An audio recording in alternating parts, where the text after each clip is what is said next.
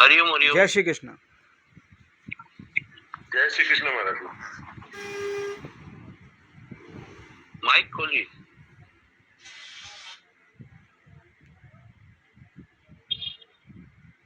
महाराज जी mic बंद है। हरिओम। ओम नमो नारायण स्वामी। अद्वैत विधि पथिके रूपस्य स्वराज्य सिंहासन लब्ध दीक्षा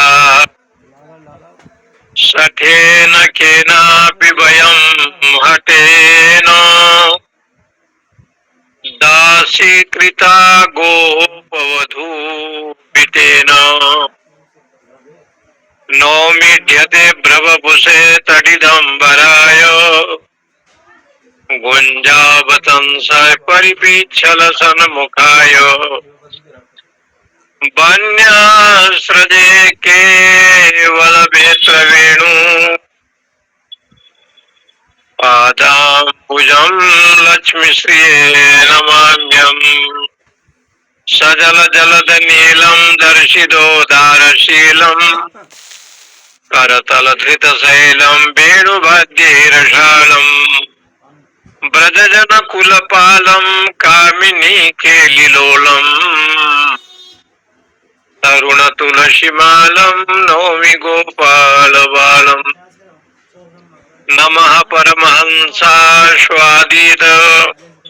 चरण कमल चिन्ह मकरंदाय भक्त जन महानस निवासाय श्री रामचंद्राय शंकरं शंकराचार्यं केशवं बादरायणं सूत्रभाष्य कृतो वंदे भगवन्तो पुनः पुनः ईश्वरो गुरुरात्मेति मूर्तिभेद विभागिने व्योमवद्व्याप्त देहाय दक्षिणामूर्तये नमः।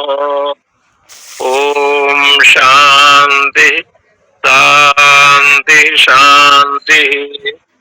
श्री राम जय जय राम। श्री राम जय राम जय जय राम। श्री राम जय राम जय जय राम। श्री राम जय राम जय जय राम। श्री राम जय राम जय जय राम।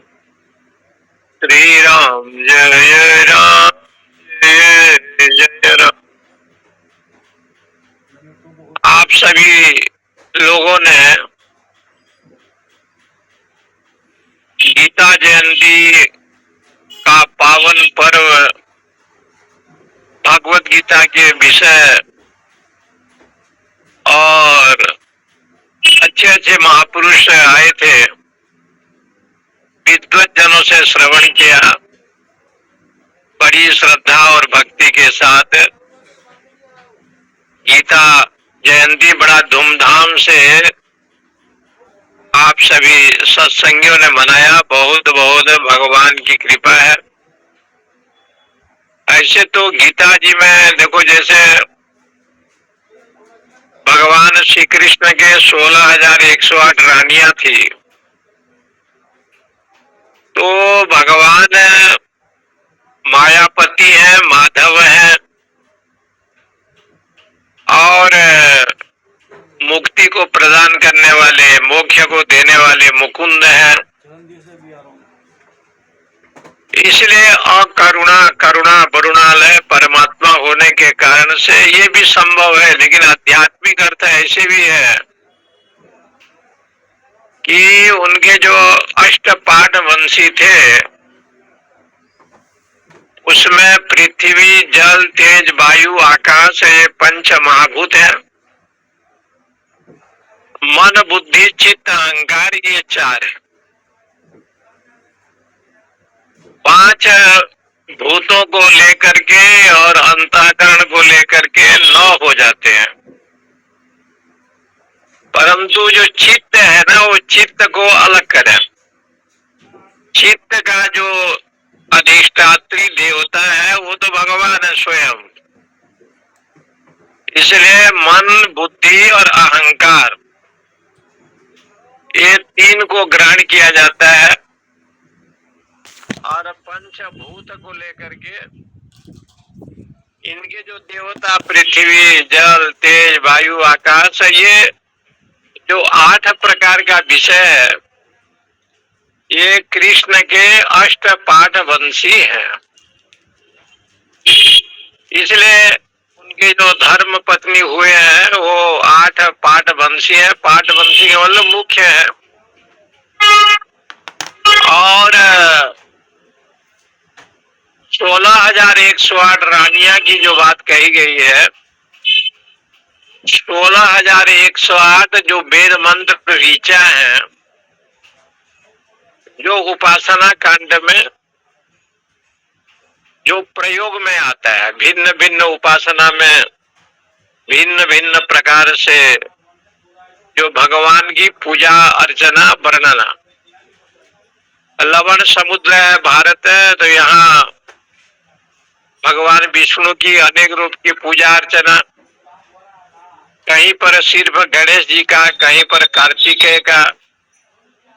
तो विभिन्न विभिन्न स्थानों पर जो उपासना की बात कही गई है, जिसमें वेद ऋचाएं 16,108 है, इसलिए उनको कहा गया कि ये कृष्ण के पत्नियां हैं। 16,108 रानियां भगवान के थे। उसमें कुछ नरकासुर के, कुछ देवताओं के यहाँ जो आए थे। लेकिन गीता जी का जब विवेचन आप करेंगे तो भगवान ने तो दिव्य भाव से सभी जगह गीता जी में निरूपण किया, लेकिन कभी कभी विचार करने पर ऐसे सिद्ध होता है कि ये इनके जो पंच महाभूतादि है, मन, बुद्धि, अहंकार है, ये अष्ट पाठवंशी है तो ये सब भगवान के, भगवान ने ही इनको जन्म दिया है, इनको बढ़ाया है, और उन्हीं के संकल्प से इनका जन्म हुआ है। इसलिए भगवान की जो विभूति है, यद यद मत यद सत्वम श्री मधुर जीत मेव वा, जितना मेरी विभूति है, यद यद विभूति, जितना भी मेरा विभूति है। क्योंकि प्रश्न तो यही है, केशु केशु च भावेशु चिंतोसी भगवन मया। हम लोग कैलाश आश्रम में घूमते घूमते दशम पीठाधीश्वर स्वामी विद्यानंद गिरी महाराज जी को मैंने पूछा, उस समय हम लोग विद्यार्थी थे, वहां पढ़ते थे, तो मैंने पूछा कि भगवान को इतना अहंकारी होना नहीं चाहिए था। और हर चीज में उसने कहा देवानाम च वासव, देवताओं में मैं इंद्र हूँ, ऋतु नाम कुसुमाकर, ऋतु में कुसुम ऋतु हूँ, बसंत ऋतु, मासानाम मार्गशीर्षोहम, मासों में मार्गशीर्ष महीना हूँ, प्रहलाद चास्मि दत्यानाम, कालम कलयतो महम, असुरों में मैं प्रहलाद हूँ, इतना श्रेष्ठ वस्तु को सब मैं हूँ। इस प्रकार से भगवान योगेश्वर ने अर्जुन को बताया। तो स्वामी जी ने कहा कि देखो, विभूति योग का जो प्रश्न है, केशु केशु च भावेशु चिंतोसी भगवन मया, ये भगवन केशु केशु च भावेशु मया चिंतोसी, मैं आपके चरणारविंद का ध्यान यानी उपासना किस भाव से करूं। प्रश्न जैसे था उसी के अनुसार जो है ना भगवान ने उत्तर दिया कि धनुर्धारियों में मैं राम हूँ, देवताओं में इंद्र हूँ। आप यदि इस प्रकार से चिंतन करते हैं, जैसे वासनाद वासुदेवस्य वासितम भुवनत्रयम सर्वभूत निवासोस्ति वासुदेव नमस्कुते। जैसे सारी नदियां सागर में सम्मिलित होते हैं और सागर में जाने पर नदियां उसके जीवन में ये होता है कि नाम और रूप को भूल जाते हैं। वासनाद वासुदेव से, ये संसार जो है वासुदेव की वासना है, परमात्मा का संकल्प है। उनके संकल्प ही एक मूर्त रूप में ये संसार बना हुआ है। वासना दूसरे का, उनके संकल्प, जैसे फूलों की सुगंध से चारों तरफ सुगंधी का प्रदान होता है, इसी प्रकार से ये भगवान की ही वासना है। वासनाद वासुदेवस्य, वासुदेवस्य वासना, भगवान की ही वासना है। वासितम, इसलिए वो बड़े सुंदर फूल है और सुगंधित हैं। उसने जो संसार को बनाया दुर्गंध समझ करके नहीं बनाया, बड़ा सुगंध समझ करके बनाया। इसलिए पंचदशीकार ने कहा कि आपका संसार और परमात्मा का संसार अलग है। जीव का संसार में कभी सुगंध भी है, कभी दुर्गंध है, लेकिन भगवत संसार जो है ना, वो हमेशा सुगंध है, वो कभी दुर्गंध होता ही नहीं है। वहां शुद्ध संकल्प है, सात्विक भाव है, इसलिए उसके संसार जो है वो बंधन का कारण नहीं है।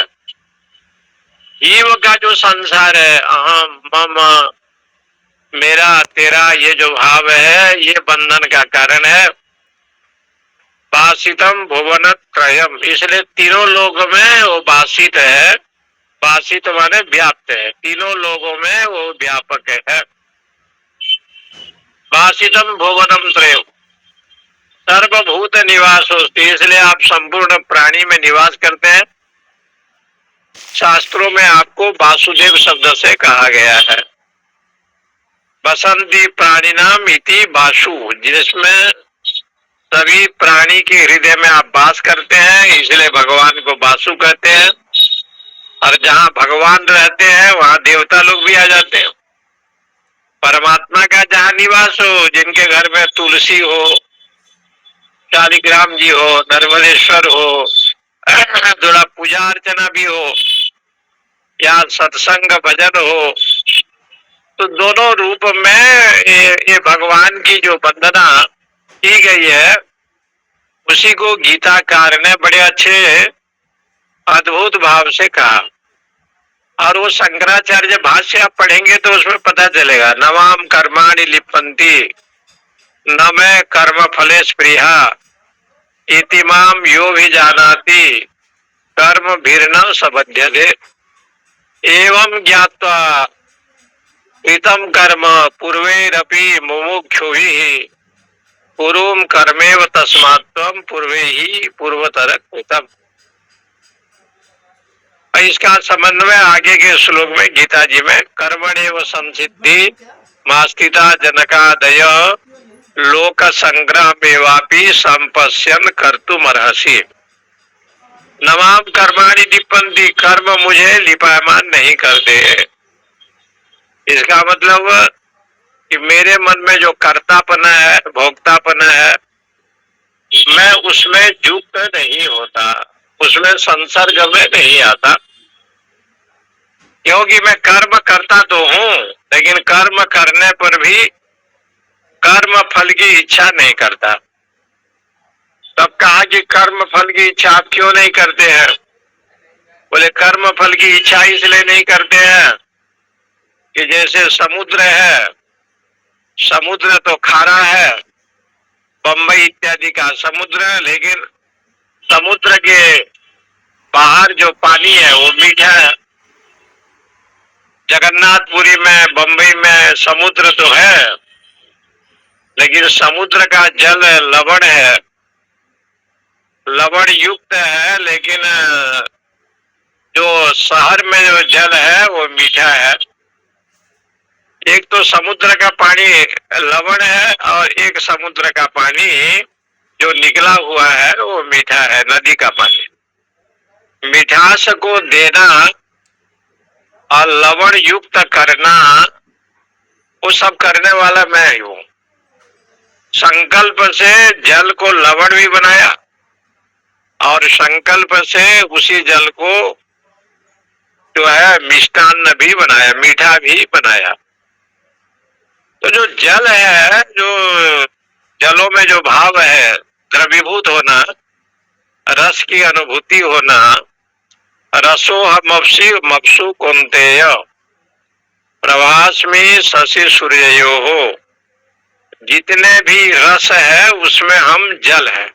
रसो अहम अपसु, नवरस बताया है भक्ति ग्रंथों में, उसमें जल को जो है ना रस युक्त बताया है। और उस जो रस है उसको भी, जहाँ द्रवीभूत रस है, वाणी के द्वारा, जहाँ मन के द्वारा हृदय द्रवीभूत हो जाए, ऐसे जो भक्ति रस है उस भक्ति रस को सर्वोत्तम बताया है। भगवान का कहना है कि कर्म फल की मैं इच्छा नहीं करता, मतलब कर्म तो करता हूं लेकिन कर्म फल की इच्छा नहीं करता। कर्म करने का मतलब है कि परमात्मा वेदोक्त कर्म तो करता है, लेकिन उस कर्म से होने वाले जो फल, स्वर्ग आदि अथवा सुख दुख आदि, इसका इच्छा भगवान नहीं करते। इसका तात्पर्य ये हो गया कि भगवत अर्पण बुद्धि जब हो जाएगा, सब कुछ परमात्मा में अर्पित हो जाएगा, भगवती वृत्ति जिसको शास्त्रों में कहते हैं ना कि भगवतीय वृत्ति जब हो जाए, उस समय वो कर्म, ये जो फल है, सुख दुख स्वर्ग आदि इत्यादि, उसमें मेरी कोई इच्छा नहीं, स्प्रिया नहीं है। इसका मतलब ये हुआ कि कर्म बंधन का कारण है और कर्म बंधन का कारण नहीं है। लेकिन एक अर्थ में गीता में ये बताया कि नमाम कर्माणि लिप्पन्ति, इसका मतलब कर्म बंधन का कारण है। जो भी कर्म आप करेंगे वो सब बंधन का कारण माना गया। लेकिन यहाँ पर उल्टा भगवान कहते हैं कि कर्म का बंधन का कारण नहीं है, नमाम कर्माणि, कर्म मुझे बांधते नहीं है। बोले क्यों? कि कर्म फल की इच्छा मैं नहीं करता। फिर एक अर्थ में ये शब्द प्रयोग किया गया कि भाई जो कर्म है वो कर्म क्या है? तो कहा कर्म तो ये है कि नादते कस्यचित पापम न चैवम सुकृतम विभु, वो परमात्मा पाप और पुण्य दोनों को ग्रहण नहीं करता। अज्ञानेन वृतम तेन मुह्यन्ति जन्तवः, अज्ञान से ढका हुआ है, आवरण से युक्त है। आवरण से युक्त जितने भी कर्म होगा वो तो बंधन का कारण होगा। इसका मतलब ये हुआ कि आवरण से युक्त है इसलिए बंधन का कारण है। और सारे कर्म तो चाहे रजोगुणी हो तमोगुणी हो, ऐसे भी बताया सात्विक कर्म भी बंधन का कारण नहीं होते। लेकिन सात्विक कर्म में भी यदि कर्तापना आ गया, भोक्तापना आ गया, तो वो बंधन का कारण शास्त्रों में कहा गया। भगवान इसलिए गीता जी में बार बार कहते हैं इतिमाम यो भी जानाति, इस प्रकार से जो जानता है कर्म भीड़ स न बध्यते, वो कर्म में बंधायमान नहीं होता। इसका मतलब ये हो गया कि कर्म जो करेगा कर्ता, उसमें कर्तापना तो रहेगा, भोक्तापना तो रहेगा, और कर्ता भोक्ता ये भाव हमेशा विद्यमान रहता है। लेकिन वो कर्म को आप भगवत चरणारविंद में दे दें, भगवत अर्पित बुद्धिया से ये कर्म करे, तो वहां पर क्या है कि फल की इच्छा नहीं होगा। जहाँ फल की इच्छा नहीं, जैसे आश्रम में रहते हैं, बड़े बड़े दाता लोग आते हैं, भंडारा करते हैं, भंडारा करने वाला दाता कोई अलग रहता है, दान दक्षिणा देने वाला कोई अलग रहता है।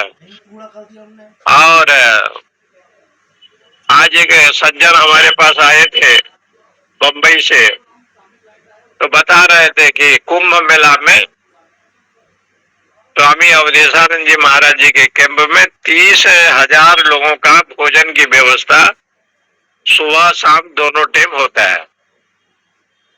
और वहां आगे चले जाएंगे रमन रेती वाले के यहाँ, स्वामी जी के यहाँ चले जाएंगे तो उनके यहाँ भी ऐसी व्यवस्था। तो देने वाला कोई अलग, लेकिन भंडारा का आयोजन कोई दाता करता है और कराने वाला कोई अलग।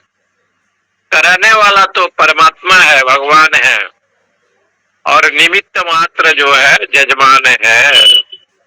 कराने वाला भी आप हैं और जजमान भी आप हैं, करने वाले भी आप हैं, घी के रूप में आप हैं, आहुति के रूप में आप हैं, और अग्नि के रूप में भी आप हैं, वेद मंत्र के रूप में भी आप हैं, और वेद में स्वाहा स्वधा बोलने वाले जो ब्राह्मण हैं वो भी आप हैं। इसलिए सर्व खलु इदम ब्रह्म नेह नानास्ति किंचन, सब कुछ वो परमात्मा है, ब्रह्म रूप है। इस प्रकार से एवं ज्ञात्वा कृतम कर्म, इस प्रकार से वो कर्म करता है। इसका मतलब ब्रह्मार्पणम ब्रह्म हवि ब्रह्माग्नो ब्रह्मणा हुतम ब्रह्मेव तेन गंतव्यम ब्रह्म कर्म समाधिना, सब कुछ ब्रह्म है। ब्रह्मार्पण, अर्पण करना भी ब्रह्म है। जिसको आप अर्पण करते हैं जलादि, सूर्य भगवान को देते हैं, सूर्य भी ब्रह्म है और अर्पण भी ब्रह्म है। ऐसे ब्रह्मार्पणम, और जो आप करते हैं ब्रह्म हवि, हवन करना भी, वो भी तो ब्रह्म को प्राप्त होता है। तो यहाँ जब ब्रह्म दृष्टि हो जाए उस समय ब्रह्मणा हुतम, सारे कर्म ब्रह्ममय हो जाता है। और जब सारे कर्म ब्रह्ममय हो जाता है, सर्वम ज्ञानम परिसमाप्यते, क्योंकि ज्ञान में ही सब कुछ परिसमाप्ति हो जाता है। इसलिए गीता जी का एक एक श्लोक, एक एक व्याख्या बड़ी अद्भुत भाव से भगवान शंकराचार्य ने लिखा है। और गीता जी के ऊपर जितना टीका है शायद नहीं लगता कि दूसरा टीका और कहीं होगा। भगवत गीता जी के ऊपर अनेक टीका है। श्रीधर स्वामी का टीका है, नीलकंठी व्याख्या है, आनंद गिरी टीका है, इधर जो है शंकरानंदी टीका है, भगवान शंकराचार्य का भाष्य के ऊपर भी 8 टीका है, जिसमें बड़े बड़े विद्वानों ने गीता जी के ऊपर व्याख्या करते हुए उन्होंने जब वर्णना की, तो हमारे जो बहुत बड़े विद्वान हुए हैं मधुसूदन सरस्वती, जिन्होंने मधुसूदनी टीका लिखा, गीता जी के ऊपर टीका लिखा।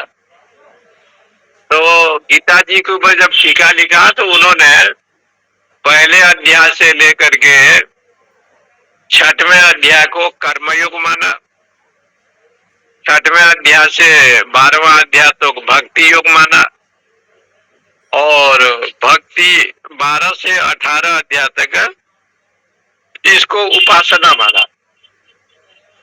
कर्म कांड, भक्ति कांड, उपासना कांड, ये तीन प्रकरण के द्वारा कर्म ज्ञान, कर्म भक्ति उपासना के माध्यम से मधुसूदन सरस्वती जी ने इस प्रकार से वो संबंध बताया।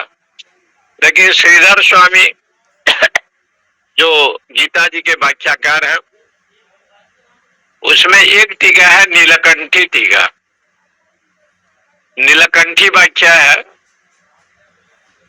और नीलकंठी जो व्याख्या की गई है, नीलकंठ महाराज वो जगन्नाथपुरी में रहते थे।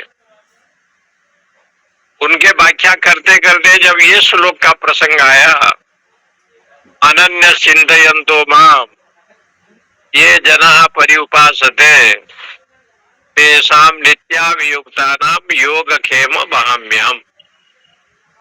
अनन्य भाव से जो मेरा उपासना करता है, अनन्य मतलब न अन्य विद्यते इति अनन्य, दूसरा कोई अन्य नहीं है, एक मात्र ठाकुर ही सब कुछ है, ऐसा जो भाव रखने वाले हैं उनको कहते हैं अनन्य। न अन्यम विद्यते, जिसका कोई दूसरा है ही नहीं। जैसे प्रहलाद जी के लिए नरसिंह है, हनुमान जी के लिए सीताराम, सूरदास जी के लिए कृष्ण भगवान, गोस्वामी के लिए राम जी, मीरा के लिए कृष्ण भगवान, ऐसे जो एकनिष्ठ भाव रखने वाले हैं, ये जना परिउपासते, जो इनकी उपासना करता है। तेषाम नित्य अभियुक्ता नाम, वो उपासना करता है तो कैसे करता है, तो कहा नित्य अभियुक्ता नाम, निरंतर एक रस में संपन्न होकर के अभियुक्ता नाम। अभियुक्ता नाम का अर्थ हो गया अभिदासानाम, दासानुभाव से जो भगवान का स्मरण करते हैं, ऐसा साधक, ऐसा जो भक्त है। नित्य अभियुक्ता नाम का अर्थ ऐसे है जैसे आप रोज स्नान करते हैं,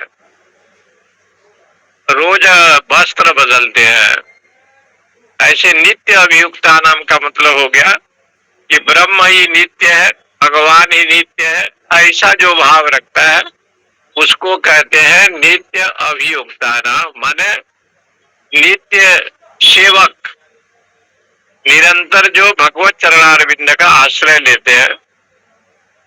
इति नित्य अभियुक्ता नाम योगक्षेम वहाम्यहम्, योगक्षेम का मैं वहन करता हूं। तो पंडित जी ने सोचा, नीलकंठ जी ने, ये जो वहामी शब्द जो लिखा गया है, वहन करता हूं, भगवान तो सर्वेश्वर है, जगदाधार है, वो वहन करे अच्छा नहीं है। तो कहा कि वो जो योगक्षेम वहन करते हैं, जो लिखा गया है वहाम्यहम्, इसको उन्होंने काट दिया और वहाम्यहम् के स्थान पर उन्होंने दूसरे शब्द का प्रयोग कर लिया, भजामी शब्द का प्रयोग किया। वहाम्यहम्, अहम वहामी, मैं वहन करता हूं, उसको उसने काट दिया। तो एक दिन वो पंडित जगन्नाथपुरी में भगवान के दर्शन करने के लिए गए और इतने में एक छोटा सा बालक उनके घर के लिए अनाज मिष्टान्न कुछ लेकर के आया। तो पंडित जी की पत्नी ने पूछा कि ये मुंह में क्या हो गया, लाल हो गया। तो बोले आपके पति ने चाकू से जो है मेरे जीवा को काट दिया है, इसलिए रक्त निकल रहा है। तो नीलकंठ मिश्रा का जो पत्नी था बड़ा नाराज हो गई। नीलकंठ पंडित जब दर्शन करके आए, देखा कि सामान बहुत सुंदर सुंदर है और एक छोटा सा बालक, बड़ा अद्भुत बालक था। तो उनकी पत्नी ने पूछा कि आप में दया धर्म नहीं हुआ, आप ये जो उनके चाकू में, उनके जीवा में आपने चाकू चलाया, उसके रक्त से वो लथपथ थे, माने खून हो रहा था, रक्त हो रहा था। पंडित जी बड़े आश्चर्य में पड़ गए कि मैंने किसी को तो मारा नहीं। जब ध्यान करने के लिए बैठे और भगवान का चिंतन करने लगे तो बालक उनको दिखाई पड़ा और बालक कह रहा है कि गीता जी में ये कहा गया है, अनन्य चिंतयन्तो माम ये जना परिउपासते तेषाम नित्याभियुक्तानाम योगक्षेम वहाम्यहम्। योगक्षेम का मैं वहन करता हूँ। वहामी को जो है ना, उन्होंने काट दिया था और उसके स्थान पर भजामी शब्द का प्रयोग कर दिया था। तो भगवान ने कहा कि जो मेरे मुख से जो वेदवाणी निश्रित है, या स्वयं पद्मनाभस्य मुख पद्माद विनिश्रिता गीता सुगीता कर्तव्या किमन्ये शास्त्र विस्तरे। जो ये गीता है ये सुगीता है, शोभनम गीता, बहुत सुंदर, इनके बराबर और कोई गाने योग्य वस्तु नहीं है। सुगीता अति दिव्य वांग्मय सुंदर जो गीता है, गान करने योग्य है, इसका नाम पड़ गया सुगीता। सुगीता माने शोभनम गीता, सुगीता। और भगवान ने कितना सुंदर ये गीता को गाया। तो बोले वेद पढ़ेंगे तो 1,00,000 मंत्र है, उपनिषद में जाएंगे तो विभिन्न प्रकार के मंत्र है, लेकिन गीता जी में सिर्फ 700 श्लोक ही है।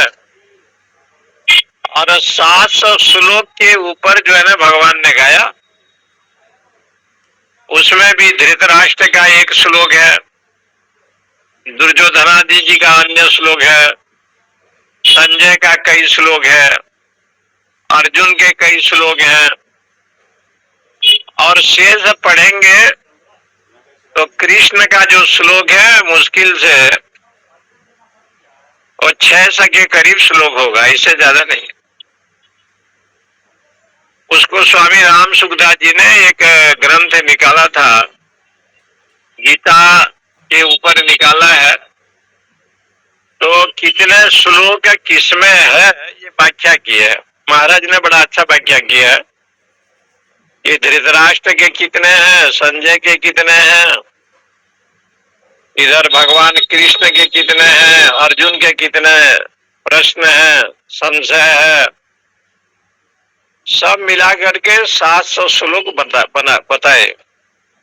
और 700 श्लोक में भगवान की जो व्याख्या है वो 700 श्लोक नहीं है।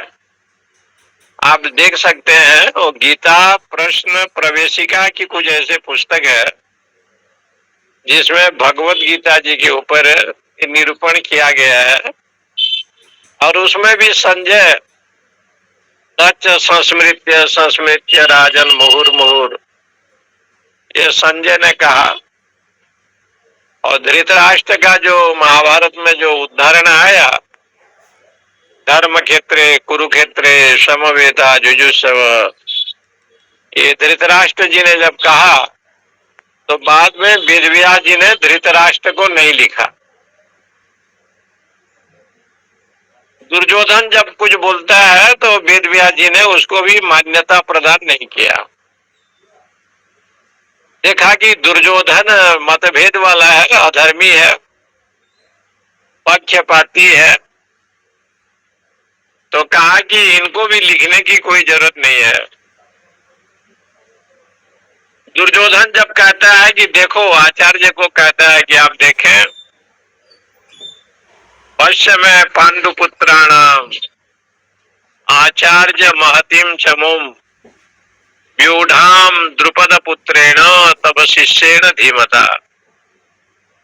ये राजा दुर्योधन कह रहा है, लेकिन वेदव्यास जी ने महाभारत में दुर्योधन उवाच कहा करके नहीं लिखा, क्योंकि दुर्योधन को एक जगह पर सुयोधन शब्द का भी प्रयोग आया। जब वो गांधारी के पास जब वो गया, भगवान कृष्ण के दूत बन करके गए तो उनके स्वागत किया। जब अच्छे कर्म किया तो उनको दुर्योधन शब्द से नहीं कहा गया है, सुयोधन। महाभारत में गीता जी में उनको सुयोधन शब्द से कहा गया है। यहाँ पर जब द्रोणाचार्य को कहता है पश्य में, ये देखो आप, आचार्य महतिम चमु, ये आचार्य, ये सेना को आप देखें, महतिम चमु, विशाल सेना को देखो। तो वेदव्यास जी को ये सुनकर के बहुत थोड़ा अच्छा नहीं लगा। विशाल सेना तो कौरवों के बीच में था, जहां 11 अक्षौहिणी सेना थे, और 7 अक्षौहिणी सेना तो पांडवों के यहाँ था। तो पांडवों की सेना से बढ़ करके कौरव की सेना सबसे बड़ा था। लेकिन ये कह रहा है महतीम चमुम, ये विशाल सेना को देखो। पांडुपुत्राणाम, हे आचार्य, पांडुपुत्राणाम महतीम चमुम, इनके चमुम माने विशाल सेना को देखो, महान सेना लेकर आए। इससे ये सिद्ध हो जाता है कि इनके पास विशाल सेना तो उतना नहीं है जितना हम लोग के पास है, लेकिन इनमें जो लोग हैं वो बड़े बड़े विशाल हैं। माने विशाल का मतलब एक निष्ठ भाव वाले। हमारे यहाँ जो विशाल लोग हैं वो एक निष्ठ नहीं है। जैसे भीष्म, भीष्म कौरव सेना के पक्ष में है, लेकिन आशीर्वाद तो भीष्म जी पांडवों के पक्ष में है, उनका आशीर्वाद वही है। हे द्रोणाचार्य, आप हमारे पक्ष में हैं, लेकिन सारे आशीर्वाद पांडवों के प्रति है। कृपाचार्य भले हमारे साथ में है, लेकिन आशीर्वचन धर्म के पक्ष में है। इसलिए एक शब्द का प्रयोग वहां किया, आचार्य महतीम चमुम, महान सेना को देखो। महान सेना कौन हो गए? पांडव की सेना। और जिस पक्ष में भीष्म इत्यादि है, उस पक्ष में जो सेना है वो महान नहीं है। अपर्याप्तम तदस्माकम बलम भीमाभिरक्षितम पर्याप्तम त्रिदमेतेषाम। भीष्म जहाँ रक्षा करते हैं, सेनापति हैं, अपर्याप्तम, वो पर्याप्त नहीं है। भले हमारे पास महान सेना है। बड़ा अच्छा अद्भुत भाव दिया, अपर्याप्तम तदस्माकम बलम भीमाभिरक्षितम। भीष्म जिसको रक्षा करते हैं वो पर्याप्त नहीं है, और भीम जिसको रक्षा करता है वो पर्याप्त है। इसलिए दुर्योधन हमेशा ये कहते हैं कि भीष्म जब सेनापति हैं, इच्छा मृत्यु वाले हैं, वो पर्याप्त क्यों नहीं है? तो कहा कि पक्षपातित्व, भीष्म पक्षपात लेते हैं। वो पांडवों के पक्ष में ही युद्ध करते हैं। इसलिए जहां पक्षपात लेते हैं, तो यहाँ पर वही शब्द का प्रयोग दुर्योधन ने जब किया, अयनेषु च सर्वेषु यथा भागम अवस्थिता भीष्ममेवाभिरक्षन्तु भवन्तः सर्व एव हि। दोनों पक्षों में आप खड़े हैं। अयनेषु च सर्वेषु यथा भागम अवस्थिता भीष्ममेवाभिरक्षन्तु, भीष्म की रक्षा करें। क्योंकि भीष्म का मतलब यहाँ ये अर्थ होता है कि गंगा पुत्र जो भीष्म है वो पक्षपाती हैं। आचार्यों ने एक शब्द से व्याख्या की कि भीष्म को दुर्योधन शंका क्यों करता है? बोले वो पक्षपाती है। इसलिए भीष्म पहले सेनापति हैं जिन्होंने 10 दिन तक युद्ध किया। द्रोणाचार्य जी हैं तो 5 दिन तक युद्ध किया। लेकिन भीष्म जी को दुर्योधन नहीं कह रहा है, क्योंकि प्रधान सेनापति तो भीष्म जी थे, और ये द्रोणाचार्य प्रधान सेनापति तो थे नहीं। उसके बाद भी वो द्रोण को कह रहा है, गुरु द्रोण को कह रहा है पश्य। आप देखो, आप पांडुपुत्राणाम, ये पांडवों को आप इसलिए देखो कि आपसे धनुर्विद्या अस्त्र शस्त्र ग्रहण करते हुए आप उनके गुरु हैं, और गुरु के ऊपर युद्ध में जीतने के लिए ये लोग अस्त्र शस्त्र धारण किया है। ये जो शब्द का प्रयोग आया है वहां पर गीता जी में, और उसके विषय में जहां अर्जुन का विषय आता है, गुरु न हत्वा ही महानुभावान, गुरुजन को मार करके कोई लाभ नहीं है। गुरु न अहत्वा, मैं गुरुओं को मारना नहीं चाहता। बोले गुरु को मारना क्यों नहीं चाहते? बोले किम नाम गुरुत्वम, गुरु क्या है? तो गीता जी में उठाया महानुभावा, जिनका अनुभव बहुत विशाल है, जिनका अनुभव साधन भजन तपस्या से परिपूर्ण होता है, उसको गुरु कहते हैं। महानुभाव, महान अनुभवान। इनका जो अनुभव है वो बड़ा है, विशाल है, और उसको ही गुरु कहा गया है। गुरु, गुरु शब्द से कहा गया है जिनका अनुभव महान है, जो धर्म अर्थ काम मोक्ष ये सारे विषय को भली भांति जानते हैं। क्या धर्म है, क्या अधर्म है, काम क्या है, मोक्ष क्या है, जो भली भांति जानते हैं, ऐसे गुरुजन। गुरु न अहत्वा, गुरुजन को मार करके, यानी गुरुजनों को मैं मारना नहीं चाहते। तो बोले कि गुरु किसको कहते हैं? तो अर्थ है महानुभावान, जो महान अनुभव करने जानते हैं। विदुर नीति में एक श्लोक आता है बहुत सुंदर, विदुर जी ने धृतराष्ट्र जी को समझाया। श्लोक बहुत अद्भुत श्लोक है। वहां न तत्र सभान संति वृद्धा, वो विदुर जी कहते हैं कि उसको सभा नहीं कहते जहां वृद्ध लोग नहीं रहते, बुजुर्ग लोग बैठे हैं और गंभीरता पूर्वक आगम और भविष्य की बात करते हैं, तो उसको सभा कहते हैं।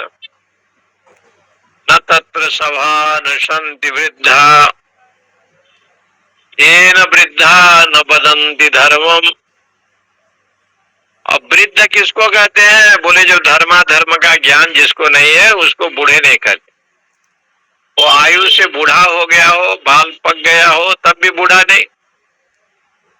जो धर्म को नहीं जानता, विहित अविहित को नहीं जानता, जो धर्म विषय का ज्ञान नहीं है, उसको, जो धर्म को जानता है उसको ही वृद्ध कहते हैं। ये न वृद्धा न वदन्ति धर्म, जो धर्म का भली भांति अनुशीलन करता है उसको हम कहते हैं बूढ़ा, बुजुर्ग। बोले धर्म क्या है? तो आगे की पंक्ति है यत्र धर्मो न सत्यम, जहां सत्य नहीं है उसको धर्म नहीं कहते। जहां धर्म और सत्य है वहां परमेश्वर है, परमात्मा है। विदुर नीति एक अच्छे ग्रंथ है महाभारत का, जिसमें धृतराष्ट्र जी को विदुर जी ने धर्म अधर्म का विषय बताया और बड़े अद्भुत भाव से वर्णन किया।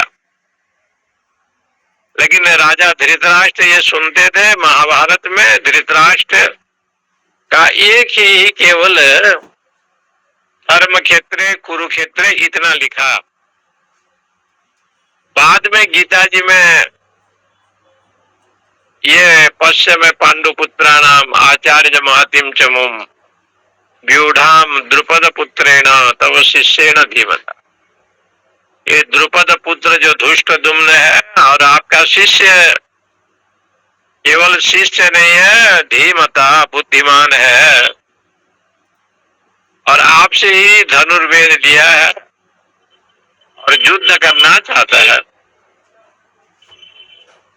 इस प्रसंग को भगवान वेद व्यास जी ने ज्यादा महत्व नहीं दिया। वो संदर्भ ऐसे चला तो वेद व्यास जी को लिखना पड़ गया महाभारत में, ये दुर्योधन कह रहा है। इसलिए पहले अध्याय में कहीं भी भगवान की वाणी नहीं आया। और भगवान को जब अर्जुन ने इस बात को कहा, तथा श्वेतेर अयर्युक्ते महति संदर स्थितो माधव पांडवस्यैव दिव्यम शंखो प्रदम्दतो, यहाँ का विचार करेंगे तो बड़ा अद्भुत है। ये कृष्ण कौन है? बोले माधव। माँ माने माया और उसका जो धव है उसको बोलते हैं माधव। अर्थ ये है, माँ का अर्थ तो कई अर्थ है। माँ माने लक्ष्मी, माँ माने राधा रानी, लेकिन माँ माने माया। तस्याधव माधव। मायापति जो है ना वो माधव है। जो माया के धव है, माया के पति हैं, वो माधव है। यहाँ भगवान को माधव शब्द से क्यों कहा? कि आज गीता ब्रह्म विद्या के रूप में प्रकट होने वाली है। गीता जी का पाठ आपको 2 घंटा 3 घंटा में करना होता है, और भगवान को 2 घंटे में अपना दिव्य वाणी बोलना है। और दिव्य वाणी बोलने के लिए, वैदिक वाणी बोलने के लिए भगवान की इच्छा है कि इस प्रकार से अर्जुन के मन में विषाद होगा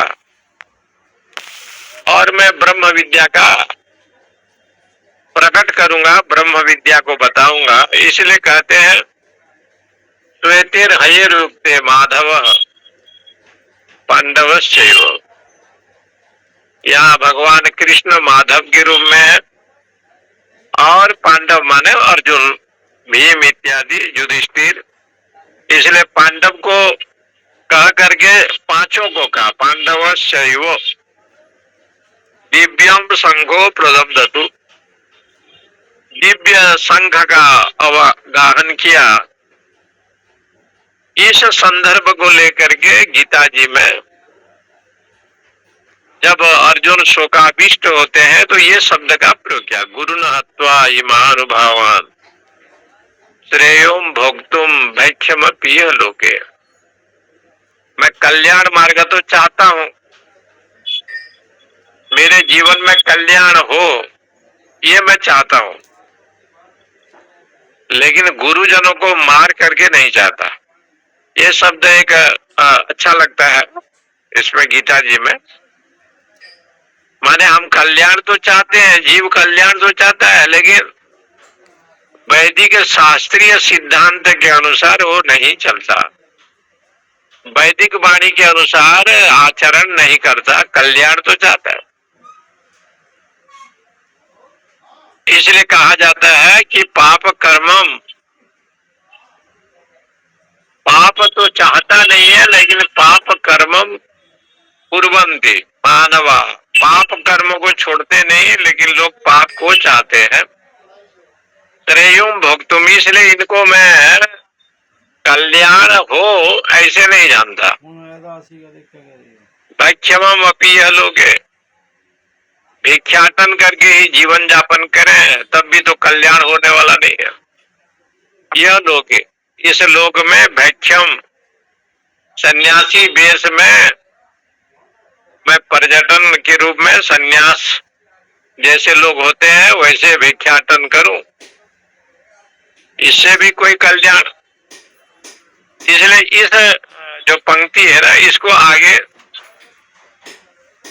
भगवान के सामने जब उन्होंने अपने दोष को दिखाया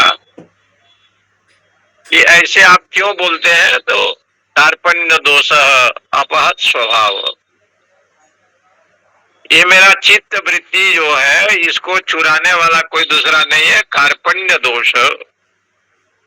ये कृपणता ही मेरे जीवन में इस प्रकार से भाव। कुछ महापुरुषों का कहना है कार्पण्य का अर्थ है कंजूसपना। घर में धन है, संपत्ति है, न तो वो खाता है न खिलाता है, इसको कहीं कहीं कार्पण्य शब्द से कहा गया। कहीं कहीं कृपणता भाव को भी कार्पण्य शब्द से कहा गया। कृपणस्य भाव कार्पण्यम, वो कंजूस है, कृपण है, न वो सदुपयोग करता है, न धन को खाता है, न खिलाता है। कहीं कहीं उपनिषद में कार्पण्य शब्द का जो प्रयोग आया वो इस रूप में आया, यो वे एतदक्षरम गार्गी अविदित्वा अस्मात् लोकात् प्रेति कृपण। याज्ञवल्क्य जी ने कहा कि हे गार्गी, यो वै एतदक्षरम अविदित्वा, परमेश्वर को जाने बिना, भगवान को जाने बिना, अस्मात् लोकात् प्रेति, इस लोक से जो मृत्यु को प्राप्त करता है। परमेश्वर को जानने का मतलब है कि परमेश्वर निमित्तक जो साधन, देवी संपदा या सात्विक संपदा को जो पालन नहीं करता, ऐसा जो लोग हैं वो भगवान को जानते नहीं। अस्मात् लोकात् प्रेति स कृपण, इस लोक में उसको ही कृपण कहा जाता है। वही सबसे बड़ा कंजूस है। तो कहा कि इसको भी कृपण कहते हैं। और कृपणस्य भाव, आपके पास बहुत संपत्ति है लेकिन स्वयं खर्चा नहीं करते। तो गीता जी में भगवान ने कहा कि तुम्हारे पास बहुत संपत्ति है, उसको सदुपयोग करो। बोले कौन कौन संपत्ति है? देवी संपद विमोक्षाय मां निबंधाय सूरीमता मां सूचम संपदम देवी मभिजातोषि पांडव। अर्जुन तो दिव्य संपदा से युक्त है, देवी माने दिव्य संपदा से युक्त है, और तेरे पास बहुत साधन है, दिव्य गुण है। देवी संपद विमोक्षाय, क्योंकि देवी संपदा मोक्ष देता है। निबंधाया सूरीमता, और आसुरी संपत्ति बंधन को प्राप्त कराते हैं। काम क्रोध लोभादि आसुरी संपदा, और देवी संपदा 26 गुण को देवी संपदा का। ये दिव्य संपदा से आप युक्त हैं। मां सुचा संपदम देवी मभिजातोषि पांडव। इसलिए हे अर्जुन, इसमें शोक करने की कोई जरूरत नहीं है। देवी संपद विमोक्षाय, क्योंकि देवी संपदा मोक्ष को प्रदान करते हैं। दो भूत स्वर्गे लोके अस्मिन दैव आसुर एव च। देवता और आसुर ये दो प्रकार के लोग हैं। दिव्य गुण से संपन्न देवता है और आसुरी संपदा से युक्त है। आसुरी भाव को प्राप्त होने वाले, यानी काम क्रोधादि लोभादि को प्राप्त होने वाले ये असुर लोग हैं। ये दो संपदा है यहाँ। लेकिन अर्जुन तुम दिव्य संपदा में हो, इस बात को लेकर के भगवान ने उनको जब पूछा कुतस्त्वा कस्मलइदम विषमे समुपस्थितम अनार्य जुष्टम स्वर्गम अकीर्ति कर्म अर्जुनम, तो वहां जो कस्मल शब्द आया है कीचड़, ये जो कीचड़ जहां होते हैं पैर रखेंगे तो लग जाएगा, और पानी थोड़ा रहता है तो कीचड़ हो जाता है और जमा रहता है। तो ऐसे शरीर में जो मल दोष है, अनेक जन्म जन्मांतर के जो मल दोष, कर्म करते करते जो अज्ञान के द्वारा कर्ता भोक्तापना का भाव रहता है, ये सब मल दोष है। ये मल दोष को शास्त्रों में कीचड़ कहा गया। कीचड़, ये जो कीचड़ है, ये कीचड़ की निवृत्ति, उसको गीता जी में कसमल कहते हैं, कसमल दोष। और उस कसमल दोष के चलते यहाँ कहा जाता है कि कार्पण्य दोष अपहत स्वभाव। मेरा जो स्वभाव है, प्रकृति है, कार्पण्य दोष से रहित नहीं है, कार्पण्य दोष से युक्त है। तो बोले कार्पण्य तो था नहीं, तो तब आप गीता जी में जाएंगे, अर्जुन में कोई कार्पण्य दोष नहीं था। लेकिन वो कार्पण्य दोष आया कब? जब वो अपने स्वजनों को देखा, माता पिता पितामह भीष्म द्रोणादि जी को जब देखा और अपने लोगों को देखा, पहले देखा बंधु बांधव परिवार को, अपने को देखा, दोनों को देखने पर एक भाव जन्मा, स्वजनम ही कथम हत्वा सुखिनम श्याम माधव। इससे सिद्ध होता है कि हम जब स्वजन मानते हैं, स्व माने अपना, अपना जन जब मानते हैं, अपनत्व भाव जब रखते हैं, तो वहां पर चित्त में कसमल दोष आता है। ये गीता जी का पहले अध्याय का ये निरूपण है। कसमल दोष का प्रयोग इसलिए होता है कि हमने अपने ही सब कुछ को अपना माना, मैं इनका हूं और ये मेरे हैं, इस प्रकार से आया। तो इसलिए अर्जुन ने स्वजनम ही कथम हत्वा, स्वजनों को मार करके मैं सुखी बनना नहीं चाहता, मैंने सुखी नहीं रहूंगा। यद्यप्यते न पश्यन्ते लोभो पहत चेतसः, ये लोग लोभ से युक्त हैं, इसलिए इनको ज्ञान नहीं है। तो यहाँ कार्पण्य दोष, इसकी व्याख्या बड़े अच्छे भाव से विद्वानों ने किया है। ज्यादा करके भगवत गीता में शंकरानंदी टीका, कभी आपको समय मिले तो जरूर पढ़िए। शंकरानंदी टीका में स्वामी शंकरानंदी जी महाराज ने एक से एक पद खोला है। कार्पण्य, क्योंकि अभी अभी कीचड़ नहीं आया था, शरीर तो बिल्कुल ठीक था, लेकिन कीचड़ कहां से आ गया? तो कीचड़ भाव जो कसमल दोष आया, कुतस्त्वा कसमलमिदम, तुम्हारे पास कसमल दोष कहां पर आया? तो ये जो कसाय मल है, जो एक अविद्या का रूप है, अज्ञान का स्वरूप है, तो ये कार्पण्य दोषोपहत स्वभाव परीक्षा में त्वाम। और जब कार्पण्य दोष आ जाता है तो धर्म का ज्ञान नहीं होता, इसलिए धर्म सम्मूढ़ चेता, मेरा चित्त में धर्म का विषय का बोध नहीं हो पा रहा है। क्या धर्म है, इस विधि व्यवस्था मेरे जीवन में नहीं होगा, वो कसमल दोष के चलते नहीं होता है, ऐसे शास्त्र में बताया। इसलिए उन्होंने कहा यथेयस्यात् निश्चितम ब्रूहि तन्मय, जो श्रेय होगा मेरे लिए वही कहो। इसका मतलब हो गया कि अर्जुन जीव है, कृष्ण नारायण है, जीवात्मा में कसमल दोष आ जाएगा, अज्ञानता आ जाएगा, लेकिन नारायण के चरणों में यदि रहेगा, सूर्य के सामने रहेगा तो अंधकार नहीं होगा। लेकिन सूर्य में अंधकार कब होगा? जब वो बादल से घिर जाएंगे, मेघाच्छन्न हो जाएंगे, और मेघाच्छन्न बादल सूर्य को ढक लेगा। सूर्य को ढकने का मतलब है कि सूर्य का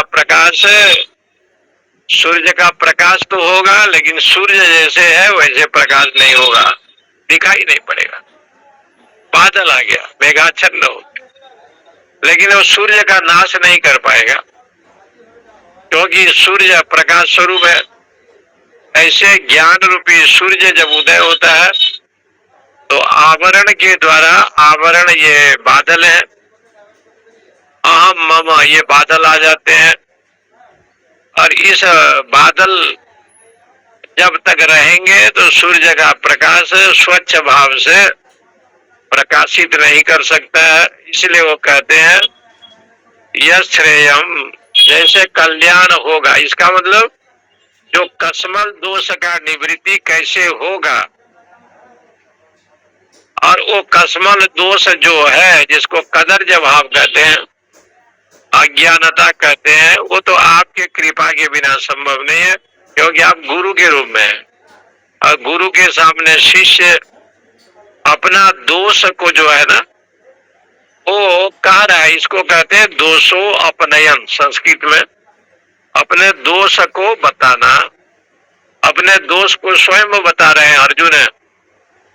मान लो अर्जुन एक जीव रूप में है और भगवान तो परमेश्वर है ही, परमात्मा है ही, इसलिए उसका लक्षण सब बताया। कास्मल्य दोष जब आएगा तो विसृजम ससरम चापम शोक संविघ्न मानस गांडीवम शस्त्रते हस्ता त्वक्चैव परिदह्यते, ये सब लक्षण कार्पण्य दोष के प्रभाव का कारण है। ऐसे जो पहले अध्याय में जो वर्णन किया है बहुत सुंदर व्याख्या की। भगवान शंकराचार्य जी ने उतना व्याख्या तो वहां नहीं किया, लेकिन शंकरानंदी महाराज ने गीता के प्रथम अध्याय की बहुत अद्भुत व्याख्या की है और आप सब जानते ही हैं। पूर्णमद पूर्णमिदम पूर्णात् पूर्णमुदच्यते पूर्णस्य पूर्णमादाय पूर्णमेवावशिष्यते। ओम शांति शांति शांति। हरिओम स्वामी जी। हरिओम स्वामी जी, प्रणाम। श्री चरणों में बारंबार नमो नारायण स्वामी जी। हरिओम स्वामी जी। हरिओम स्वामी जी। ओम स्वामी जी। हरिओम स्वामी जी। बहुत सुंदर गीता जयंती आप लोगों ने मनाया, बड़ा अच्छा लगा। ओम कल नमो अच्छे अच्छे नारायण विद्वान आए थे, ओम नमो नारायण। अच्छे अच्छे महात्मा बोल रहे थे। जी। स्वामी जी, कार्पण्य दोष का निवारण कैसे करें? वही कार्पण्य दोष का मतलब ये है ना कि बिना मतलब से आंख से पानी निकल रहा है। माने रोने की जरूरत तो नहीं था, लेकिन वो रो रहा है। क्यों रो रहा है? तो कहा धन चला गया, या कुछ सामान खो गया, या कुछ चोरी हो गई, तो आदमी रोता है। और इसी का नाम है हिंदी में कार्पण्य।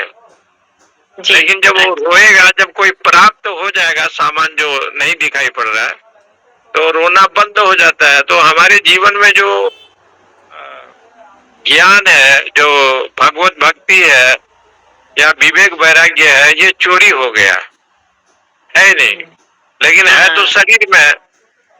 और जिस समय वो चोरी हो जाता है तो रोने लगता है कि मेरा धन कहाँ चला गया, और जिस समय उसको मिल जाएगा तो रोना बंद कर देगा।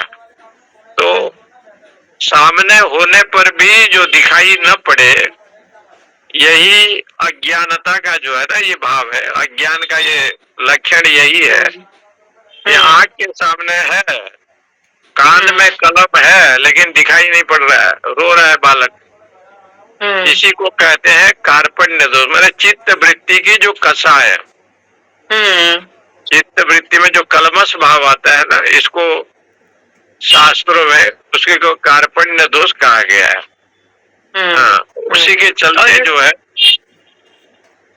उसी को हटाने के लिए प्रयत्न कर रहे हैं हम लोग सब। हाँ, उसी को हटाने के लिए श्रवण मनन निधि ध्यासन, ये वेद वेदांत की जो बात चली है, उसी को हटाने के लिए। जी जी। लेकिन फिर भी कहा कि वो इतना बलवान है, यद्यपि मृषा अधिक अधिक रुझाई, यद्यपि वो मिथ्या है संसार का विषय, तब भी जो है इतना कठिन है कि वो आ जाता है। इसलिए उसको धीरे धीरे विवेक वैराग्य पूर्वक उसको हटाने की चेष्टा करे। ऐसे कार्पण्य दोषों का अच्छा विश्लेषण दिया है। मन वही कृपणस्य भाव कार्पण्यम। घर में पैसा है लेकिन खाता नहीं, तो मनुष्य जीवन में भी ऐसे धन है ना, जो देवी संपदा 26 है, सब है, वो देवी संपदा का उपयोग नहीं करता। इसी को कहते हैं कार्पण्य दोष। ऐसे सब वर्णन किया है। जी जी, धन्यवाद। नमो नारायण स्वामी जी।